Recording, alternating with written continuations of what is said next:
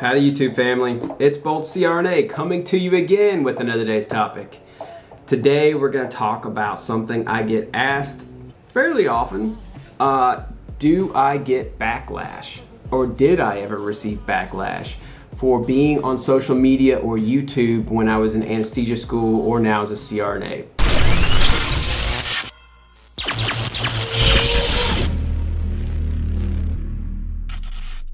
Most of us have seen posts or some kind of article coming out about nurses who posted pictures on social media from when they were at work. They did like a little selfie, and turns out there was some kind of patient data in the background, or maybe they made a little Twitter blurb about a bad day at work, a patient was acting crazy or something like that. Turns out that patient could have, maybe seen that post and maybe decided you were talking about them that day, and the hospital fires you over that kind of stuff. So obviously we're all very well aware that social media is a newer frontier in the world. In the last decade or so, it's kind of blown up. There's not many laws or regulations that are out about it. And a lot of the time, the people who are making those laws and regulations and deciding what's appropriate versus not appropriate are a generation of people who did not grow up with social media or technology, who find it foreign or bizarre and don't like it or really subscribe to it, and so they therefore judge it very harshly. So that's kind of the world that we're living in right now, and in 20 years it'll probably be different. But as of right now, it's a very tricky line you have to walk as a healthcare professional or provider, in my case, where you are online and you are on social media and you are trying to talk about what you do and your job and in your daily activities and stuff, trying to give information about your field and also trying to inspire people and connect with people, while also making sure you don't cross any boundaries that are put up by companies, hospitals, HIPAA violations, all these type of things that really put you in a very rigid position where you have to be very careful everything you say and do. Let's talk about if I had any backlash when I was in school. Short answer is yes. The long answer requires some explanation. So this goes out for really anyone who's in training in medical school or CRNA school or pharmacy school or anything. Remember, when you're on social media as yourself and you're on Instagram or Facebook or anything that's visible to people, anything you post or say or do actually represents your program in a weird way. You don't think about that very much before you start the program, but once you're in, especially like graduate level programs like that are very selective on who they take, and they have a lot of pride in their profession and what they do and who they train, they have a big stake of investment in you. So when you're online, what you're saying and doing, say you don't like the current president or something like that. If you're online saying a lot of stuff maybe that's off color or not considered professional or something about the current president, that could come back on you. Someone in your clinical rotation who is a huge Trump supporter may see that and may comment on that to you. And that's just like a very bland general description. I don't think that's that hot of a topic of who the president is, because everyone comments on that. But that's just an idea of what I mean. Like more specifically, if you in the anesthesia world, if you comment on like maybe some legislation that's being passed that's restrictive to CRNAs, or you comment on some other legal battle that's going on in the anesthesia world that's involving physician anesthesiologists or AAs or CRNAs and all that, say you comment on it, or you say you don't think it's fair, or you say maybe you like it, I don't know, but whatever it is you say is online now for everyone to see. And trust me, there will be people, no matter which side you take, that disagree with you. And those people who disagree with you online can sometimes become what's called a troll. And they can harass and attack you. They can comment, they can, bug you online. But also more than that, in the professional world, if they know who if they see your face and they know your real name, they actually can do work to research and figure out where you're located, what school you go to. They can figure out who that program director is. They can figure out a number or an email address to that program director or a clinical site that you're at, something like that. They can contact people and actually create problems for you. It is not that uncommon in the anesthesia community for people to take what's going on online and to hunt down in-person details about somebody and try and create real-world issues for them. And when I was a student, I was warned first thing when I first started the program, because I'd had a YouTube channel for about 2 years before I started anesthesia school, and I used to use it as a way to kind of film my travel nursing adventures and talk to, my friends and family and things like that. And when I started CRNA school, so many people wanted to know about that, I decided I'd start talking about it. So I didn't think anything about it. I thought, this is, totally fine. I'm just talking, it's just me, it's just my opinions and perspectives and views as an anesthesia student. There's no harm to this. And it was a small channel, so I didn't really think many people even would see it. But my program found out pretty quickly that I had a channel, and they kind of let me know, they can't tell you you cannot have social media. They're not allowed to do that, but they can heavily discourage you in a polite way to not get too involved in social media and to be very careful of what you do and say. And also warn you, like, don't mention our program, don't talk about anything specifically about our program, don't speak on behalf of our program, and you should probably already know not to do that anyway, but yeah, so they'll let you know that. But beyond that, nothing really happened. But as time went on, as a first year, and I continued to make videos and talk about things, weekly that were interesting to me, or things that I was learning about in school, I would have people reach out to me online who would say, you didn't learn that, you're lying. CRNAs don't learn how to put in central lines. CRNAs don't do training on peripheral nerve blocks. CRNAs don't have a gross dissection lab where they dissect cadavers. You're making this up. And a lot of this kind of negative, bizarre feedback that I would get. I would block most of them, and to this day I still block really anyone who annoys me or bothers me online. I just block them or mute them so I never see them again. But I started noticing as an SRNA on social media and on YouTube back then, as a first year SRNA, I started getting that interactions occasionally. It was like 1 out of every 100 people, but it was coming up occasionally. And then I posted a video about politics in anesthesia and CRNAs learning how to practice, CRNAs being independent anesthesia providers, and some of these hot topic items that I didn't quite realize at the time were as hot as they were. I just thought it was common sense and basic knowledge because it was what was taught to us in school and what we were being trained to think and practice as. So I assumed that was, common knowledge, but it turned out to inflame quite a few people. And I actually had a few who I believe was physician anesthesia residents hunt down what school I went to, even though I never mentioned my school when I was on YouTube and as an SRNA. And they actually did. They contacted my one of the clinical sites that I was training at, that I was rotating at, got the clinical site upset, was making false statements about things that I'd said or done that weren't true. Emailed my program director, got my program director involved. The clinical site called my program director telling them I was saying all these things that I never said actually, and tried to create quite a bit of drama.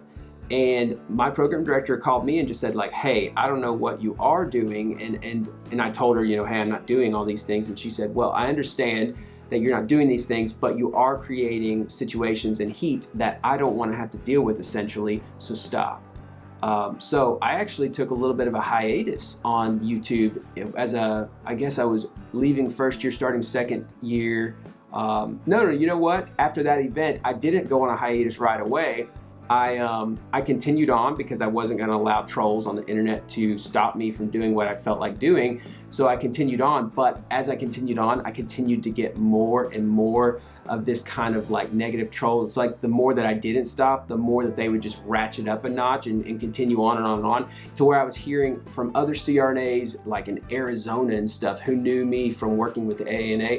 They were contacting me, letting me know, like, hey, these people are talking about you on this forum. These people are bad-mouthing you over here. Of course, there are always people who are politically against CRNAs who are not liking this public PR that I was doing with my channel, where I was talking about things I was learning and stuff we were doing in anesthesia school. It was really something new that back then, 3 years ago, people really weren't doing, and there was not all this public knowledge, I don't think, about CRNAs. At least I never saw it. So I think I particularly got a lot of heat about that. So yeah, eventually I did have to take a hiatus because it continued to keep ratcheting up a notch to where it was getting to where it was distracting me from being able to go to clinicals. I was having people bring it up to me, not in a negative way necessarily in clinicals, but I would have clinical preceptors, bring up, hey, I hear you're on YouTube, and then I would get paranoid and I would think like, is this person meaning this friendly? Is this person saying like, I'm happy that you're on YouTube? Or is this person saying like, they don't like that I'm on YouTube and that I potentially could have a bad time at this clinical site because they already, maybe they're one of the trolls and I don't even know it. There's someone online who's trolling me, and now they're a clinical preceptor of mine who's making up my schedule day to day of what surgeries I'm gonna be in on and things like that. So I started just getting paranoid, and I just decided like, hey, this is a time for me to take a hiatus of this, because my number one goal is to train as a CRNA and to graduate, with full practice authority and all my skills and abilities. And I don't want somebody blocking me from doing peripheral nerve blocks in clinical because they saw me do a video a year ago about peripheral nerve blocks and feel like they want to make sure I don't get to continue learning that skill. So that's part of what it's like to be a YouTuber and be an SRNA. And this probably happens to anyone. Like I was saying before, anyone in any kind of professional training who's on social media, you're going to deal with backlash, sometimes in clinical settings, sometimes in the academic settings. If you say something that is not just 100% sugar positive all the time, somebody's going to have a bad opinion about it and is going to comment on it, and it can become a whole whirlwind of stuff that you didn't expect it to be. So that is my advice to all of you guys who are on Instagram and are on YouTube, and it's becoming such a more popular thing to do as the last few years have passed by. Just be aware that those are issues that you may face, and you may not want to deal with that as an SRNA. Another aspect of being on social media is sometimes, say you go to a clinical site, and this happened to me a few times, where other students recognize you, like students from other programs, or maybe you're a third year and they're a first or second year, and they come up to you and they say, hey, you gave me that packet of study guide for my interview for CRNA school, and you helped me get into CRNA school. I look up to you, I watch your stuff. Sometimes people would say, oh, you're a YouTube celebrity or something like that. And I would always laugh and say, no, of course not, I'm not. But the CRNAs or the physician anesthesiologist who might be standing next to me, who's supposed to be training me, may take that badly. There were a few times where something like that would happen, and I would get a look or a comment from one of them that would kind of remind me of my place, that I am a trainee, that I am not someone who is a celebrity, that I should not think of myself as someone knowledgeable or an expert on anything, because I'm still just a trainee. And of course I knew that, and I didn't think anything other than that. But they feel like sometimes they have to remind you of that because they're observing this kind of pseudo online celebrity type thing that you may have because people watch your YouTube video. Now, of course, that's just the negative that I'm talking about, side effects of being on social media. Of course, there's tons of positive ones. There was tons of clinical preceptors who loved me being on social media and wanted to encourage me and grow me in that. And there were lots of networking opportunities that I got from being on social media because people knew me already and knew my perspectives and knew what I thought about things. So I got opportunities with the AANA. I got selected to work as a student on the communications committee for the AANA, serving the board of directors, which then led to me being a CRNA on that committee when I graduated. I've made great friends on social media. I've made great friends in the AANA. I have had lots of great interactions with a lot of you guys. So there's lots of positives about being on social media, but I wanted to talk about some of the negatives because that's not what a lot of people don't talk about. The negatives. A lot of people don't want to focus on some of the things that are negative energy being brought into your life by being online and being on social media. And my last tip for you guys who are online on social media and YouTube in your training program, remember that who you are at the beginning of your training in your first 6 months to a year of training is probably going to be different to who you are 3 to 4 years later. Maybe your perspective changes a little bit. Maybe you just are more knowledgeable about the topic now. So you had half of the picture back then because you were in the beginning of your training. Now you have the full picture and perspective years later, and you're looking back and saying, I wouldn't have worded my video that way, or I wouldn't have said my perspective quite that way. There was a more tactful way to put it, or there was a more polite way to do it, or maybe there was just more information I just didn't have yet that changed the way I would have, done that video. So that's another aspect of it about being on YouTube. You literally watch yourself grow up on camera. I can look back to videos from like 4 years ago and say, man, I was younger then, and I said a couple things that it's not that I'm a whole different person, but I maybe wouldn't have said it quite that way. And so, yeah, you just have, I guess you're just wiser, I guess is what I'm saying. And so sometimes you'll notice that as an SRNA, as you're going through the program, your opinions and perspectives on things may change. But if you're a YouTuber, you may have already said those opinions and perspectives on video, and it's captured, and 20,000 people may have already viewed it and commented on it, and it's in the history books now. So you can try and go back and delete it, but people can capture those videos. People can, remember what you've said and done. So anyway, once you put it out there on social media, it's out there. So that's my other feedback and advice about being on YouTube and social media as an SRNA. Well, all right, that is the 411, the behind the scenes view of what it's like to be a YouTuber and to be in training and to be an SRNA specifically, and what some of the negative things can happen and some of the ways that it can jeopardize your position in your program, and other ways that it can even be a positive thing. Some things were even great about being on Instagram and being on YouTube when I was in anesthesia school. Of course, if I haven't said this yet, the whole video is about social media. Hit the subscribe button, hit that like button, continue coming back for more and grow this community so we can continue to have more people to talk to about this kind of stuff and just grow this great community that's already here.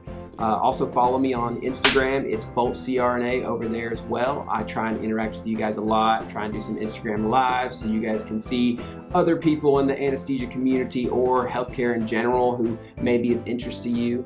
And that is Bolt out.